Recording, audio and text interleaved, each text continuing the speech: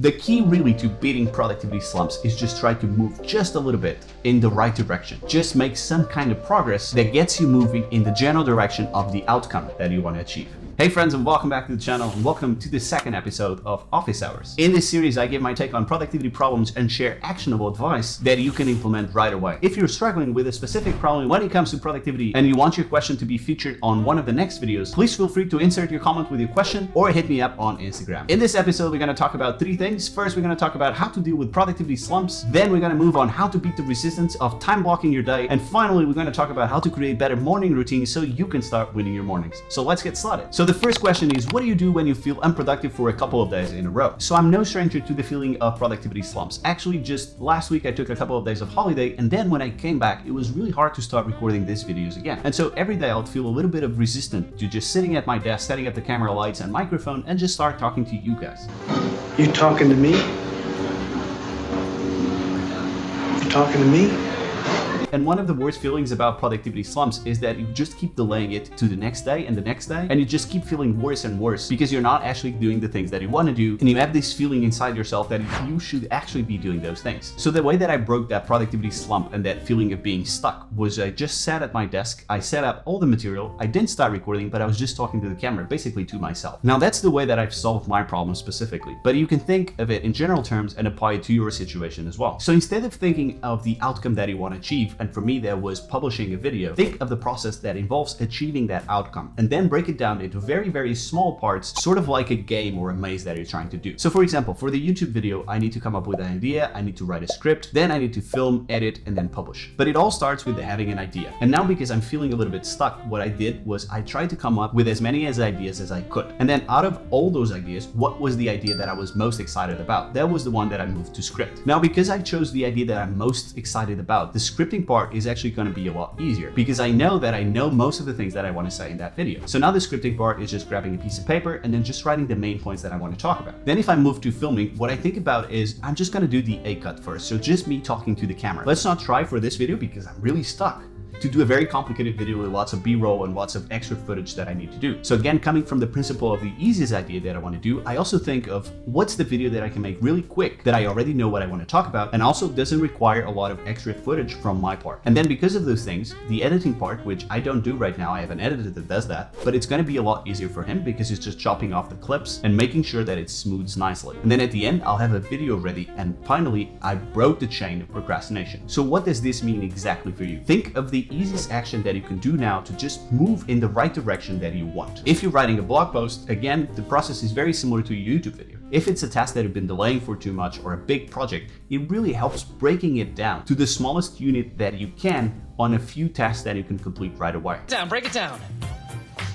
Oh yeah. And what this means is you want to try to keep every task for 30 minutes or less, because now every time you complete a task, you get that dopamine hit of satisfaction that you crossed off one task off your list, and now you're making progress for that thing that you procrastinated. The key really to beating productivity slumps is just try to move just a little bit in the right direction. Just make some kind of progress that gets you moving in the general direction of the outcome that you want to achieve. And you can even take this a step further by actually writing down all these tasks on a notebook, a piece of paper, so then when you actually complete the task, you get that really big satisfaction of crossing off an item off your to-do list. And remember to make them super small so they're very easy to achieve. So how do you do that? Let's go back to the example of when I was stuck doing a YouTube video. Instead of thinking I have to film this YouTube video, I could break that task down into I just need to set up the lights, set up the microphone, set up the camera. That is one task. I can complete that in like 5 minutes. Then the second task is I just need to record the intro for that video. Now I have like a 2-minute thing, maybe 3 minutes that's going to take me to record that intro. And then when I finish that, maybe I just go back to my list, check it off. I'm happy I've completed the intro. Then for example, let's say it was this video, I have 3 questions. I'm just going to talk about the first question and so on and so forth. So you see where I'm going with this. Try to break them into atomic steps, as I like to call them, and then have the list next to you so you feel that dopamine hit every time you check them off. All right, let's move on to the second question, which is all about time blocking. And the question is, why do I have so much resistance to time blocking my day? And so to give a little bit of context, there are 2 problems when it comes to time blocking. The first one is that it takes too much time to time blocking in your calendar. And then the second one is, what do you do when you fail to follow your time blocking plan? So let's address the first question. And let's start by debunking the myth that time blocking takes a lot of time. The only way that time blocking takes a lot of time is if you do it at random times during your week or during your day. So basically, if you have to look at your calendar and try to schedule time blocks multiple multiple times per day, multiple times per week. Now, this is not the ideal scenario, but when I started time blocking, this is how I approached it. In the middle of the day, when I had a break or maybe I had some time, I would go into my calendar and try to schedule time blocks for the remaining days of that week or for the week ahead. And so because I was doing it multiple times per week, checking my calendar, checking my time blocks, it became too much time consuming and a little bit too OCD for my taste. And so because I knew that time blocking was really working, but not the way that I was approaching it, I tried multiple ways to make it work. And the one that worked for me was including it in my weekly review. So now on Fridays, when I'm reviewing my week, I start by organizing my files, then I deal with my inbox, then I can review my week with the minus, plus, next journaling. And then the last thing I do is I look at my calendar for the upcoming week and I start scheduling all the time blocks for that week. Now, because this is in the process of the week review and I know what I need to do next, which was the previous step that I did, I now know what I need to do in the week ahead. And so I just do it once a week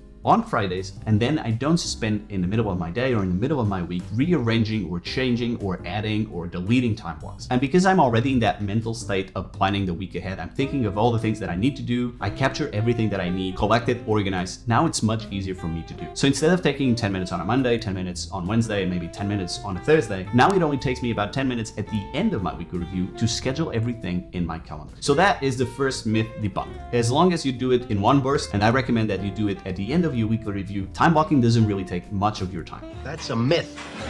Now, the second part of that question, which is how do you deal when you fail to follow on your time blocks, is something that I've come across before as well. Again, when I studied time blocking, I would really jam-pack my schedule and leave no time for nothing else. And then inevitably what will happen is a task that you thought would take 2 hours is going to take 3, and then all your schedule goes downhill from there because now you're just trying to catch up with your time block plan. Now, for me, that feeling is very stressful and I didn't like it at all. I don't like that feeling that you're always trying to catch up with your perfect plan. There are no perfect plans. Emergencies arise. On some days, you're just going to be slow, and that's totally fine. So instead of trying to fight that feeling, what I like to do is prepare for that feeling. Now, what do I mean by this? What I do is I schedule buffer blocks in between my time blocks. Now, what are buffer blocks exactly? Buffer blocks are blocks that you're going to schedule in your calendar as time blocks that are going to allow you time to breathe. You're not scheduling any tasks on them. Basically, you're helping future you, in my case, Dan from the future, when he's overwhelmed with a specific task or he's taking too much time. And then if a magical week appears and you're able to do everything in the time blocks that you plan, so you don't really need to use your buffer blocks, you can now use those buffer blocks to do other things that you didn't think you had the time for, or actually just relax. Just take it easy. So the amount of buffer blocks that you need to schedule your day varies from person to person. I kind of like to have 3 to buffer blocks. And the reason for that big amount of buffer blocks is I am what they call a very optimistic planner. And what that means is when Dan from the present is making plans, is not really thinking that Dan from the future is going to procrastinate or he's going to be slow or he's going to delay things. Dan from the present believes that Dan from the future is this ultra super productive robot that gets everything done in the smallest time available. Now, experience tells me that is not the reality. And so I try to beat that Dan from the present bias by adding more buffer blocks to my day. Now, if you're the sort of person that when you plan your things, you actually almost complete your plans to perfection, maybe you don't need so many buffer blocks. But anyways, even if you don't need them, you can use them to relax. So I like to add buffer blocks no matter what. Also, the last thing I want to say about failing your plans, like planning is really important, but you're never going to really follow your plan to perfection. And I think that's okay. We're only human. So give yourself a little bit of a break if you don't follow your plan 100% the way that you want it. Just give yourself a break. And maybe you have some new information on Monday and you have new tasks that you need to do. So feel free to slightly rearrange your plan if you need, and then give yourself a break. I feel that as long as I'm moving in the right direction, I'm quite happy with the results. And so that's what I have to say about time blocking. Now let's move on to morning routines. Okay, so the question here is how to be productive in the morning so you can win your mornings. And to give a little bit of context, we're talking about someone who works a desk job and doesn't really feel productive until like 1 or 2 p.m. So that feeling of having to be creative in the morning is very close to my heart because actually I'm most productive in the afternoons. I'm recording this video, it's now 5 p.m. So for the longest of times, I tried to be the most productive that I could be in my mornings because I thought that was what successful people would do. You gotta be productive in your mornings. Your productivity thing. Nowadays, I look at it from a different angle, which is you gotta work around your energy levels. Not everybody is gonna have the mornings as the most productive time of your day. So when you understand the time that you are the most productive, you gotta optimize and protect that time to do your most important work. And for me, that would be shooting videos like this one. So if for you, that's not mornings, it's 1 p.m., it's 5 p.m., maybe it's late night, I'm here to tell you that's okay. That's okay.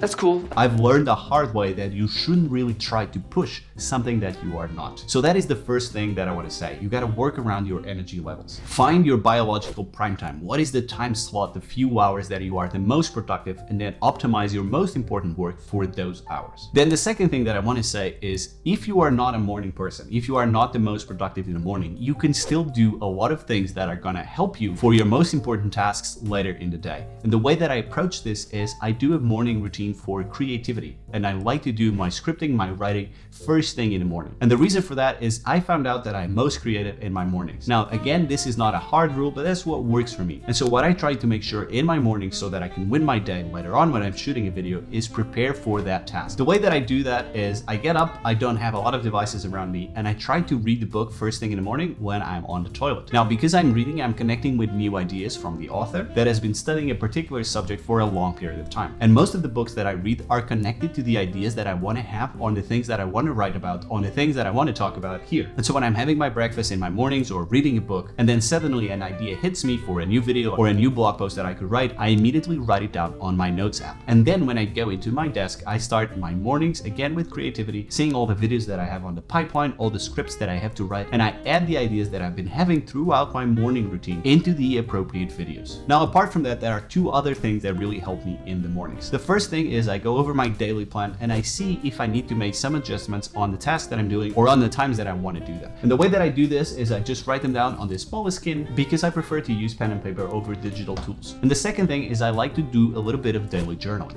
Now, I don't do this every single day, but on the days that I do find the time to do a little bit of journaling, I find that it's a lot easier to be creative afterwards, just because I'm now externalizing everything that's on my big brain into another piece of paper. I have another notebook just for journaling, and I simply write down for a few minutes on what's on my mind. Sometimes I'll use some prompts like, how are my days going? Am I happy with my life in journal? Whereas other days I just do some free-flowing journal. And those are the things that help me in the morning to get in that state of creativity that are going to help me do the work that I need to do for later on when it's my biological prime time. If you are the most productive in the mornings, maybe you can do those things later in the afternoon or late at night, for example. And so yeah, it's much easier to optimize your life the way that you are designed to operate, I would say, than trying to beat and conform to a way that you think you should work. And if you do any sort of creative work, like I said, reading really helps me in the morning. And so I have a video on how I read more than 100 books this year, where I share 7 actionable tips that help me read more books. So click here to go watch it now, and I'll see you on the next video. Bye bye.